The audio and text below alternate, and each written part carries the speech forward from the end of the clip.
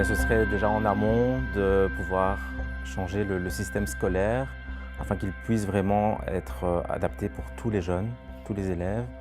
Parce que je pense qu'actuellement, malheureusement, des jeunes ne s'y retrouvent pas. Avoir des moyens humains supplémentaires pour pouvoir innover au sein même de l'établissement. D'arriver en tout cas beaucoup plus tôt dans la mobilisation des jeunes et familles dans le monde scolaire, dès le maternel, dans le primaire.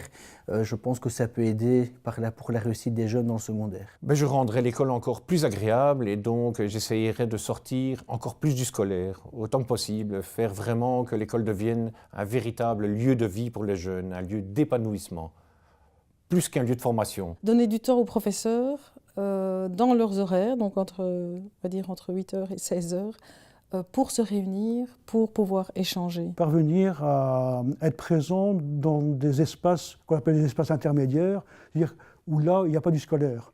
Donc c'est les moments creux, les moments vides, les moments où les élèves arrivent en retard. D'octroyer plus de moyens humains et financiers, en tout cas, pour qu'il y ait un accompagnement qui soit plus efficace par rapport à cette population cible. Une école, on va dire, plus accueillante et à l'écoute. Je pense que c'est déjà pas mal. C'est un petit changement.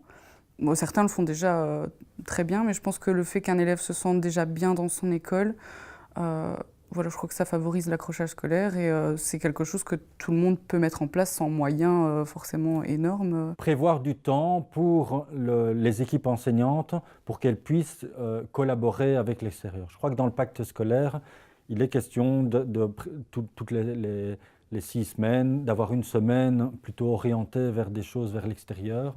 Ben ça pourrait être une piste, par exemple. C'est de rendre peut-être l'école plus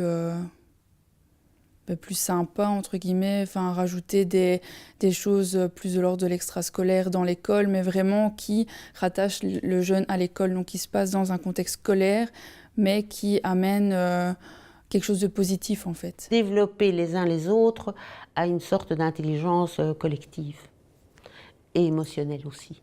Parce que je pense que si on ne développe que l'intelligence mentale, quelque part ça ne suffit pas. Il faut aussi que les professeurs, les élèves, tout le monde soit développé au bien-être en fait. Que dans chaque établissement, il y ait une personne de référence dont la mission est l'accrochage scolaire. Et l'idéal serait, à l'instar de ce qui se passe pour la médiation, qu'il y ait une personne par établissement, mais que ces personnes aient un lien, qu'il y ait une suprastructure qui les lie, coordination, on l'appelle comme on veut, parce que notamment pour les questions d'exclusion, inclusion d'élèves, ce serait quelque chose de très favorable. Que les écoles s'ouvrent davantage à l'extérieur, qu'il y ait une vraie collaboration et une compréhension entre les partenaires. Je modifierais un paradigme qu'ont en tête beaucoup de politiques ou d'acteurs de l'école en général et qui consiste à croire qu'on peut résoudre les problèmes en identifiant des cas spécifiques et puis des spécialistes pour s'occuper de ces cases. Avant de pouvoir accrocher à l'école, il y a d'abord toute une situation sociale qui souvent est très compliquée quand on vit dans la rue, quand on n'a pas à manger, il faut d'abord veiller à l'essentiel et puis à ce moment-là on peut essayer de reconstruire des choses et les mettre en perspective. Réfléchir à une manière de pouvoir permettre à des jeunes,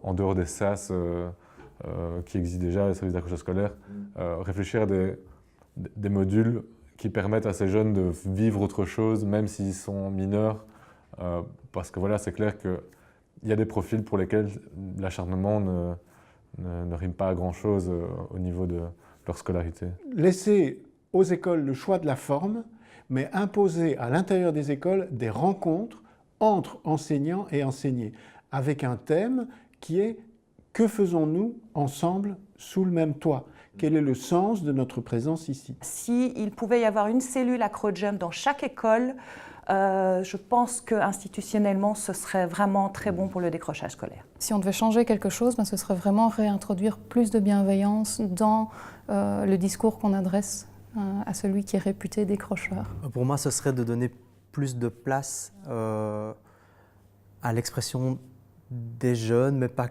uniquement des jeunes, en tout cas plus de place à la parole dans les écoles. Pouvoir continuer, bénéficier de plus de temps et de surtout pérenniser les emplois parce que sinon c'est à chaque fois recommencer un peu à zéro, quoi. Maintenant il faut continuer et donc ce serait idéal d'obtenir quand même encore un peu de fonds pour avoir des gens qui coordonnent cette concertation et mettent en place des protocoles et des outils efficaces. On pourrait revaloriser le travail de l'éducateur en milieu scolaire afin qu'il puisse réellement être cet acteur de première ligne qui va être un accompagnateur en milieu scolaire et permettre aux jeunes de pouvoir s'approprier leur parcours, se créer des projets qui ont du sens et s'y investir dans la durée. C'est vraiment ce travail d'équipe et aussi une ouverture avec des partenaires extérieurs, une ouverture avec le monde extérieur à l'enseignement, comme les services de l'aide à la jeunesse qui peuvent apporter un autre regard.